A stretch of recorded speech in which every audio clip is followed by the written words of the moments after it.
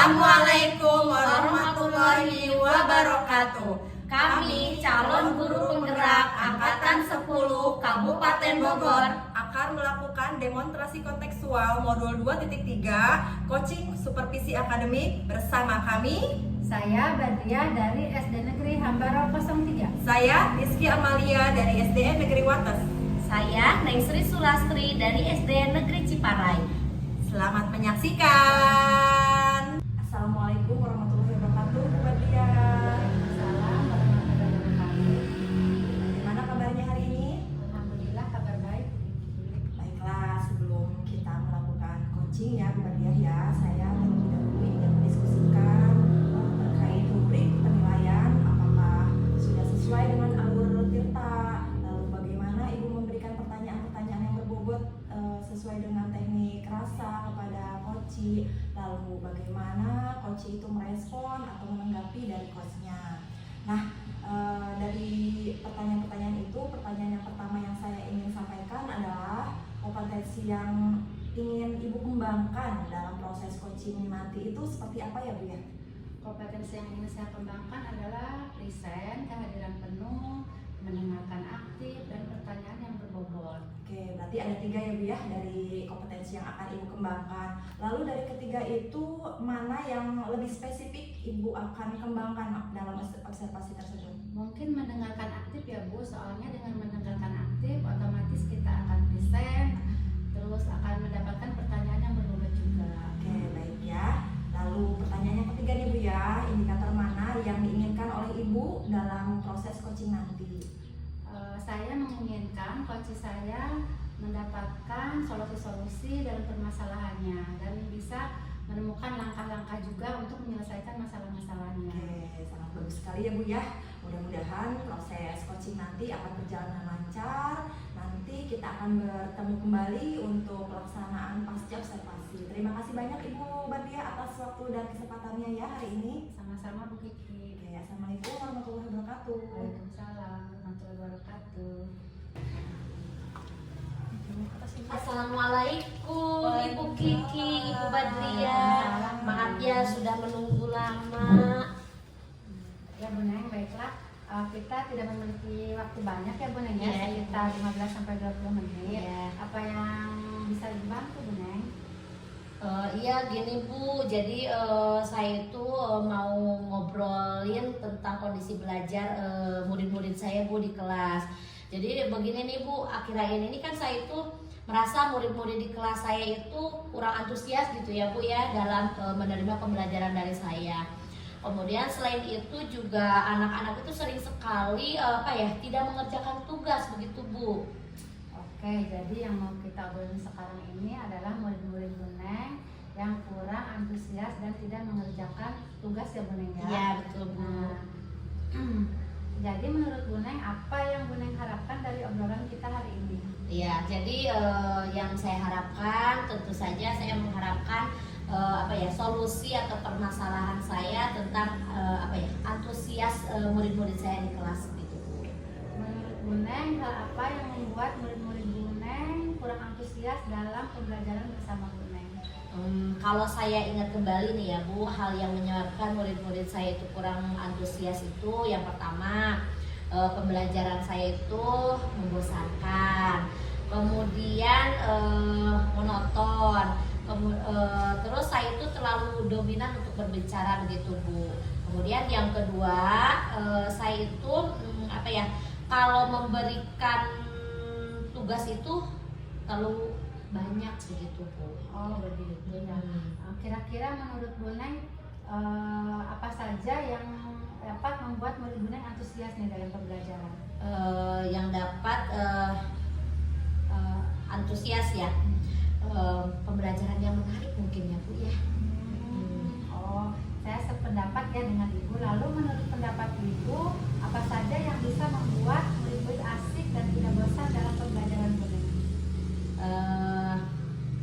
Saya itu pembelajaran itu harus berpusat pada murid gitu ya Bu ya. Kemudian siswa itu diminta untuk aktif dalam pembelajaran, kemudian adanya ice breaking atau game supaya pembelajaran itu lebih menarik begitu Bu. Lalu Bu, mengenai tugas yang diberikan kepada murid-murid Ibu, apa Apakah penyebabnya sehingga kurang antusias? Kemungkinan besar itu karena tugas saya itu terlalu banyak begitu Bu. Kemudian si tugasnya itu banyak, pertanyaannya itu terlalu banyak. Nah, tanpa saya memberikan sumber belajar yang beragam gitu Bu.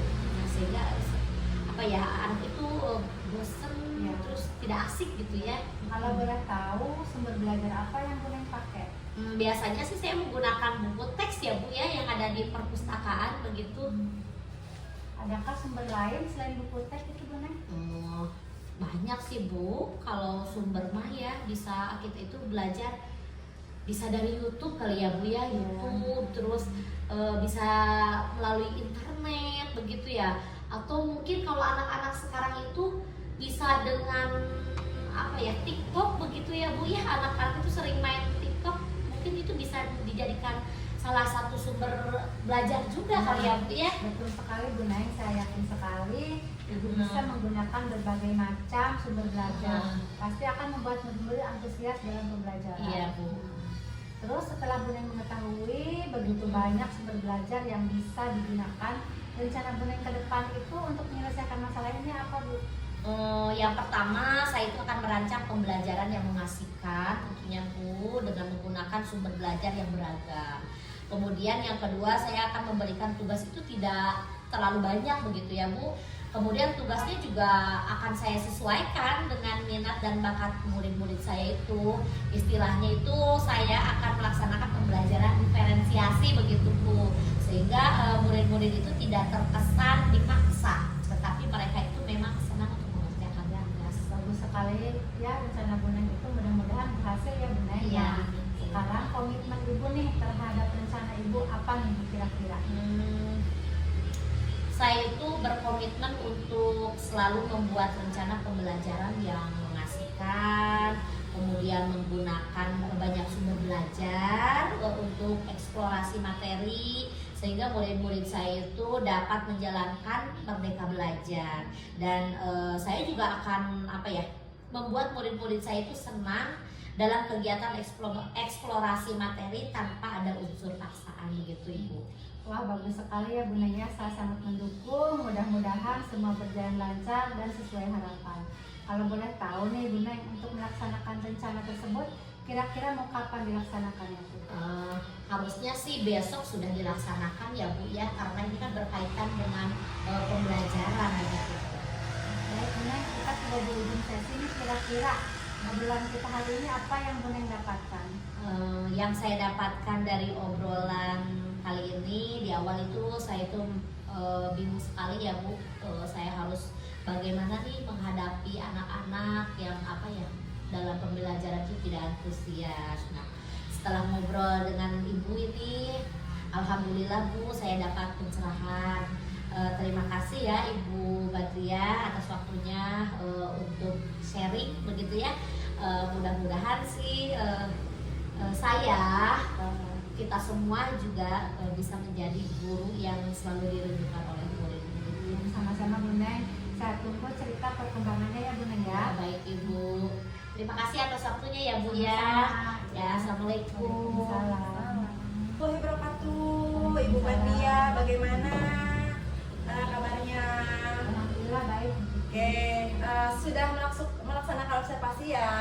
Sudah Oke, selesai. alhamdulillah proses coachingnya sudah dilaksanakan dengan baik. Nah, izinkan saya untuk memberikan beberapa pertanyaan terkait proses coaching yang telah Ibu lakukan bersama Bu Neng Sulastri ya. Pertanyaan yang saya akan ajukan kepada Ibu, apa saja yang sudah Ibu lakukan pada saat melakukan coaching terkait indikator ketercapaian yang Ibu inginkan tersebut? Baik Bu, di coaching ini saya sudah melakukan coaching dengan alur cerita, menanyakan tujuan, identifikasi, rencana aksi, dan tanggung jawab, sehingga alur cerita tersebut itu bisa menggali coaching untuk menceritakan permasalahan dan menemukan solusi-solusi. Oke, menurut pandangan saya Bu ya, sebagai observer, tadi saya melihat proses coaching yang Ibu lakukan itu dengan Bu Neng Sulastri itu berjalan dengan baik, sangat bagus sekali. Terlihat alurnya juga sudah sesuai dengan alur Tirta ya Bu ya. Ibu sudah menjelaskan tujuan, lalu ada identifikasi, ada rencana aksinya, serta ada tanggung jawabnya ya Bu ya. Lalu Ibu juga sudah menggali dan memberikan pertanyaan-pertanyaan untuk coach itu, sehingga coach itu dapat menemukan solusi dari permasalahan yang dihadapinya. Lalu Ibu juga sudah sesuai dengan prinsip-prinsip coaching, yaitu kemitraan, sudah ada proses kreatif, bahkan sudah memaksimalkan potensi. Nah, sebelum kita tutup nih Bu ya, ada satu pertanyaan lagi nih Bu, terakhir. Kira-kira menurut Ibu, kompetensi apa yang ingin Ibu kembangkan berdasarkan hasil coaching yang sudah Ibu lakukan tadi? Kompetensi yang ingin saya kembangkan mungkin lebih memahami lagi alur tirta ya Bu, sehingga saya nanti dapat melakukan coaching lebih baik lagi. Oke, mudah-mudahan ya Bu ya, dengan berjalannya waktu Ibu sering melakukan coaching, maka coaching yang akan Ibu laksanakan itu akan lebih baik lagi, memaksimalkan potensi Ibu lagi. Baiklah, demikian observasi yang saya lakukan ya hari ini. Semoga percakapan kita ini mulai dari pra dan pasca bermanfaat untuk kita semua ya Bu ya. Baiklah, saya izin dulu untuk melaksanakan kegiatan yang lain. Terima kasih banyak Ibu Badriah ya. Sama-sama, saya ucapkan terima kasih Ya. juga Bu Dede atas waktunya. Oke, assalamualaikum Ibu. Waalaikumsalam.